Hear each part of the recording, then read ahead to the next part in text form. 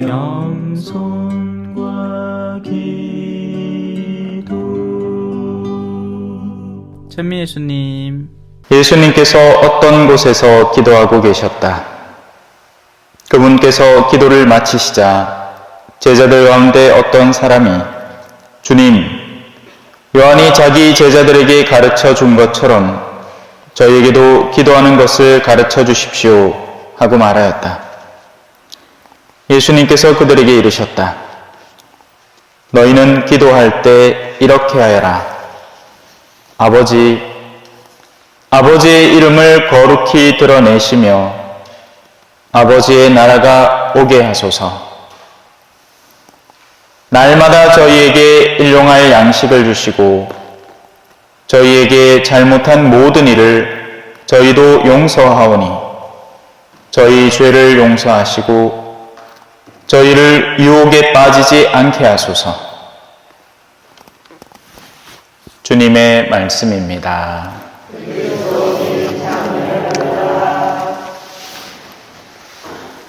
찬미 예수님.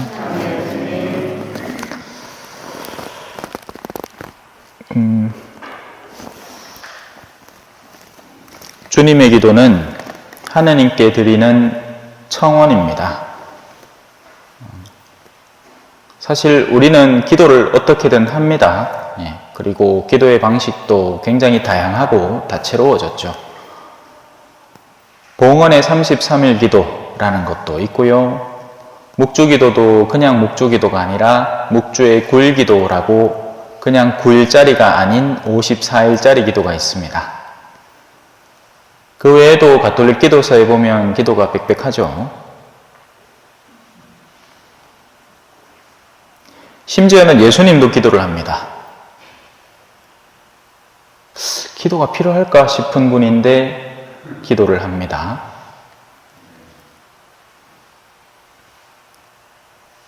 그래서 이 기도라는 것이 무엇인지를 올바로 이해해야 올바로 기도할 수 있게 됩니다. 그러지 않으면 엉뚱한 기도를 엉뚱한 열성으로 하게 돼요. 오늘 일독서에는 바오로 사도가 케파에게 정면으로 반대하는 장면이 나옵니다. 그건 예수님의 으뜸 사도였던 케파가 예수님의 뜻대로 움직이지 않기 때문에 그렇습니다. 위선에 빠졌던 거죠. 다른 민족들하고 한참 음식을 먹고 좋은 시간을 보내다가 그 장면을 나쁘게 볼 유대 민족인 동료가 오자 마치 안 먹은 것처럼 신용을 한 겁니다. 사람들 앞에 보여지는 선, 사람들이 나를 어떻게 생각할까 걱정하는 그 모습 안에 위선이 담기기 시작하는 겁니다. 그러다 보면 해야 할 말도 못하게 되고 마땅히 이루어져야 할 일도 머뭇거리게 되는 겁니다. 성당에서 자주 일어나는 일이에요.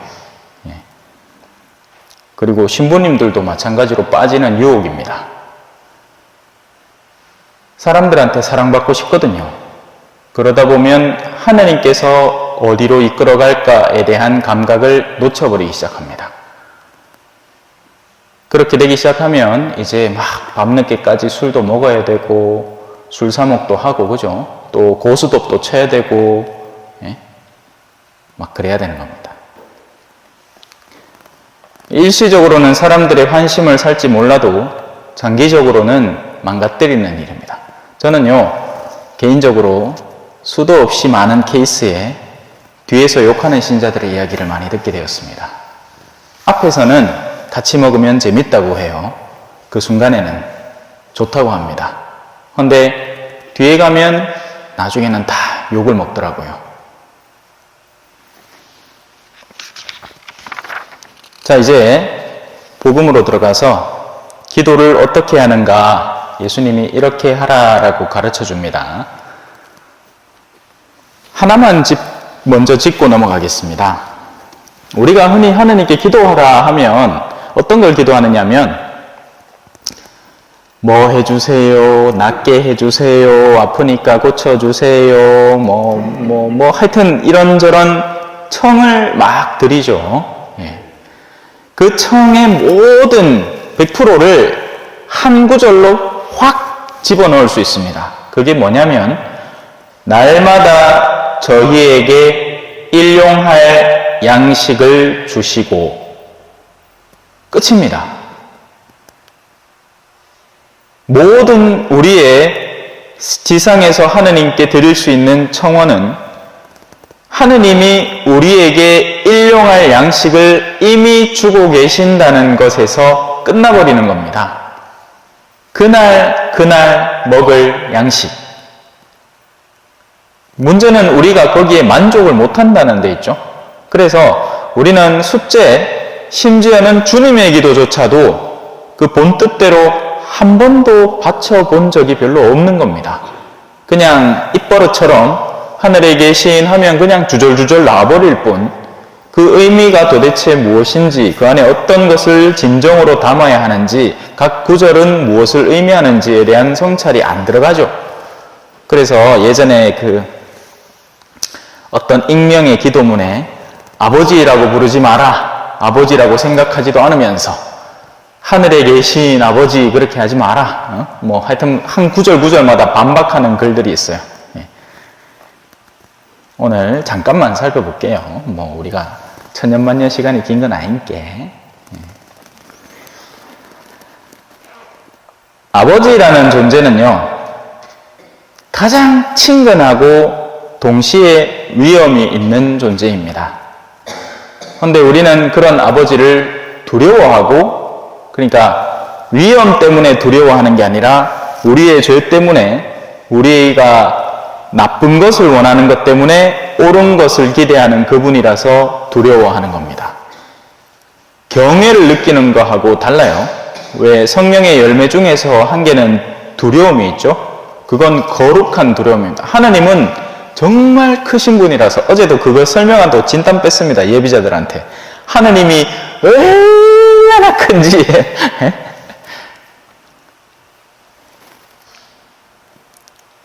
아버지는요, 한국 사회에서 아버지의 이미지들은 많이 삐뚤어져 버렸습니다. 요즘은 권위 자체가 많이 추락했죠. 그리고 그 가운데는 어머니들도 많이 일조를 했어요. 아버지가 한마디 이렇게 하면 옆에서 그 말 잘 따라라 야들아가 아니라 당신은 그래 하! 막 극하고 막 나섭니다. 그러면 권위가 완전히 막 밑바닥으로 추락하죠. 아버지는 가장 자녀들과 친근하면서 동시에 가장 권위 있는 분으로 머물러 있어야 됩니다. 아버지의 이름을 거룩히 드러내시며 라고 기도를 하면서 우리는 우리가 갖고 있는 이름을 빛내야 하는 겁니다. 우리 스스로가 그 이름에 합당한 자로서 아버지의 이름을 드러내는 도구가 되도록 당신이 우리를 써주십시오 라는 이야기죠. 그런데 우리는 많은 경우에 아버지의 이름을 숨기고 살고 세상 사람들에게 드러내는 모습과 성당 안에서 드러내는 모습의 거리가 상당한 경우가 많습니다. 아버지의 나라가 온다는 건요, 나라라는 것은 그 주인이 통치하는 나라입니다. 한 나라는 그 임금과 왕의 권력이 미치는 영역까지를 나라라고 합니다. 대마도가 우리나라와 상당히 가깝지만 그래도 일본 총리의 영향력을 받는 곳이기 때문에 우리나라가 아니죠. 아버지의 나라는 하느님의 나라고, 그 하느님의 나라는 믿는 모든 이들이 내면 속에 그 아버지의 힘과 통치권을 수긍하고 받아들여서 살아가야 하는 나라입니다. 하지만 문제는 뭐죠? 우리는 우리 저마다의 나라를 원합니다. 하느님께서 나에게 바라시는 나라가 아니라 내 뜻이 이루어지는 나라. 그러다 보니 계속 충돌이 생기는 겁니다. 기도가 안 되는 거죠. 하느님은 나에게 내 남편을 통해서 인내와 시련을 겪도록 기다리시는데 나는 그 사람이 사라져 버렸으면 좋겠으니까. 그런 충돌이 너무 자주 일어납니다. 시어머니가 아파서 쓰러지고 내가 수발을 들어야 하면 나는 그 시어머니가 빨리 죽어버렸으면 좋겠습니다. 하지만 하느님은 바로 그 사건을 통해서 내가 그동안 소홀히 여겨왔던 내 안에 성장해야 되는 부분을 건드리시는 겁니다. 그래서 아버지의 나라가 오면 힘듭니다. 왜냐하면 내 뜻이 아니기 때문이죠. 내 나라는 얼마나 좋겠어요, 그죠? 내 나라는 이런 나라입니다. 아이고 목마르다, 물 한 잔 떠올라 하면 누가 쪼르륵 쫓아갖고 물을 쪼르륵 떠옵니다. 아이고 덥다, 선풍기 좀 틀어도 하면 옆에 왜 그 임금들 옆에 궁녀들이 부채 막 파초선 붙이지 않습니까? 막 그런 나라. 근데 그렇게 안 되죠. 날마다 저희에게 일용할 양식을 주시고는 했고, 이제 잘못으로 한번 들어가 봅시다. 잘못과 용서. 저희에게 잘못한 모든 일을 저희도 용서하오니 저희 죄를 용서하시고. 우리는 이 구절을 들으면서 이 용서에 대해서 엉뚱한 생각을 합니다. 무조건 용서해야 된다라고 생각을 합니다. 아니요, 심지어는 하느님도 용서의 조건을 거신 겁니다. 너희가 먼저 마음을 바꾸어서 다른 이들을 용서할 때 너희도 용서를 받게 될 것이다 라는 것이죠. 무턱대고 모든 일을 용서할 수 없습니다. 그건 불가능한 일이에요. 예를 들어서 내가 용돈을 주는 사람은 그 용돈을 가지고 뜻있는 일에 쓸 때 그 용돈이 가치를 가지는 겁니다. 용돈을 줬는데 그 용돈을 아궁이에 집어넣어 버린다든지 아니면 더 심하게 자기를 파괴하는 일, 요즘 마약이 엄청 문제라죠. 마약을 사고 엉뚱한 걸 사가지고 자기를 파괴하는 일에 쓴다면 어떻게 하는 게 현명한 일이겠습니까? 용돈을 안 주는 게 현명한 일입니다. 천주교 신자라고 무조건 다 용서해 주라는 게 아닙니다. 회개하고 뉘우치는 이에게 기꺼이 선물되어야 하는 것이 용서입니다. 안 그러면 지옥 가는 사람이 없어야 됩니다. 왜? 하느님의 무한한 자비는 모든 일을 용서해야만 하니까요. 실제로 이렇게 생각하던 이들도 있었고요. 그들은 이단으로 분류돼 버렸죠. 지옥은 엄연히 존재합니다.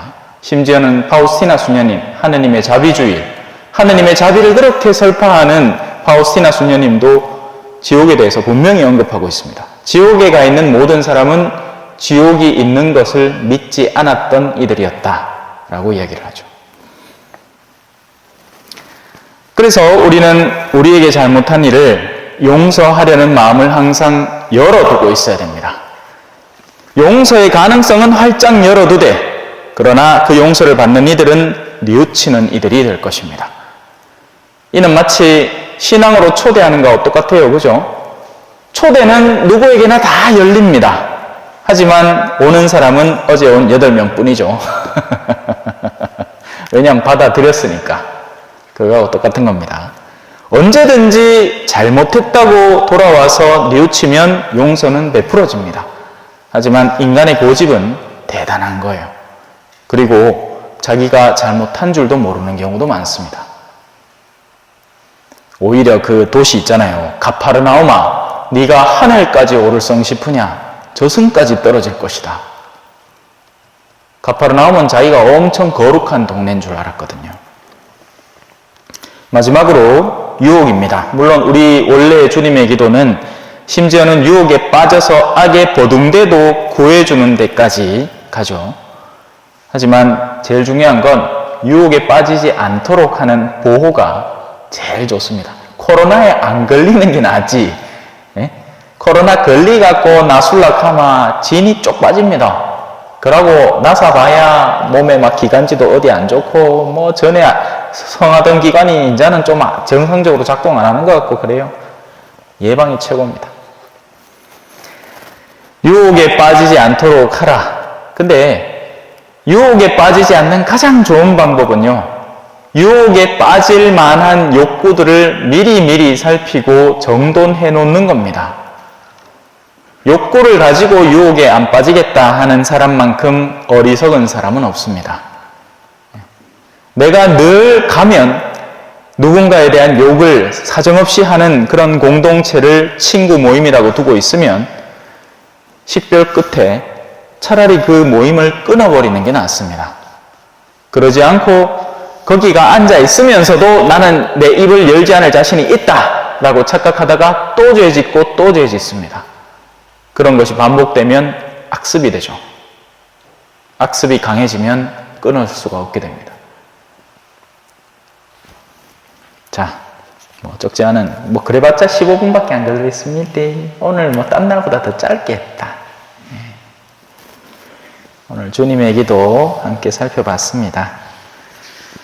기도는요, 형식과 격식이 중요한 게 아니라 하느님의 마음을 내가 고스란히 닮아갈 때 그때는 내가 하는 모든 삶의 영역이 기도로 바뀌게 됩니다. 그때는 강아지를 돌봐도 하느님 뜻에 맞게끔 돌보는 기도스러운 강아지 돌봄이 되고요.